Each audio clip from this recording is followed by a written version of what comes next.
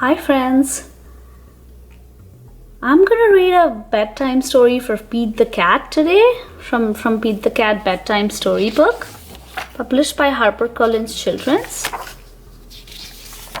I'm gonna read Pete the Cat and the Bedtime Blues. We all love Pete the Cat, he is so cool. Pete and the gang are at the beach. They're surfing and they're playing and they've been having a groovy time, but the sun is starting to set.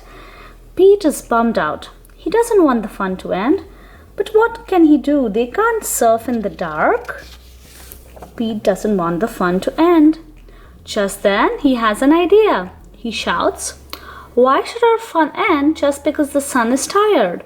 Let's have a sleepover at my house. That'll give us more time for tons of fun." Pete's friends love that idea. "Groovy," says Gus. "Will there be snacks?" asks Alligator. Grumpy Toad points to his motorcycle. "Come on, let's go to Pete's place." The party at Pete's place is far out. The gang orders pizza and plays and plays and plays. Alligator throws around soccer speedball and Gus goes for a ride on Pete's bike. Grumpy Toad drives Pete's remote control car and Pete draws with his crayons. Finally, the friends decide that it's time for bed. After a fun time, the gang rolls out their sleeping bags and puts on their pajamas. "Good night, Gus," Pete says, turning off the light. "Good night, Alligator. Good night, Grumpy Toad. Good night, Pete," the friends call. Pete pulls his blanket up high. He fixes his sleeping cap. He squishes around to get comfortable. It has been a long, groovy day, but he is ready for some shut-eye. Slowly, Pete's eyes close. He is about to catch some zzz when he hears a noise. Clap, clap, clap. Pete sits up and turns on the lights. "Who did that?" he asks. "It was me," says Grumpy Toad. "I'm not tired. I don't want to go to bed. I want to clap my hands instead." "Let's clap tomorrow. Right now, this cool cat needs to go to bed." Pete turns off the light again and says, "Good night, Gus. Good night, Alligator. Good night, Grumpy Toad. Good night, Pete," they call. He fluffs up his pillow, pulls his blanket, and he is about to sleep when he hears a sound. Rat-a-tat-tat. "Who did that?" he asks. "It was me. I'm not tired. I don't want to go to bed. I want to jam," says Gus. "That was a cool beat, but let's rock out tomorrow instead. I really need to sleep," says Pete.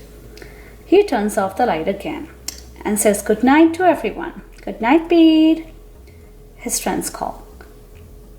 He rolls onto his left side and his right side and is about to sleep when he hears a loud munch. Pete knows that sound. He's sure it is Alligator. He's always up for eating. Pete turns on the light. Sure enough, Alligator is munching on a piece of pizza. What can he do? All the clapping, rat-a-tatting, and munching are giving him the bedtime blues. Then Pete has an idea. He gets out his favorite bedtime story and begins to read. He is reading a story about Pete the Cat. As he reads, Pete notices that the room is quiet. There's no more clapping, no more rat-a-tatting, and no more munching. Pete looks up. His friend wants to listen too. Pete turns back to the beginning of the book and begins to read it aloud. His friends settle down and listen. No one makes a sound. Pete yawns as he turns to the last page of the book. He has been so focused on the story, he didn't even notice that his friends crept off to their own beds. "Good night, sleep tight," he whispers. They all go to sleep. Pete puts his book down. He turns off the light and closes his eyes. Soon, Pete is fast asleep.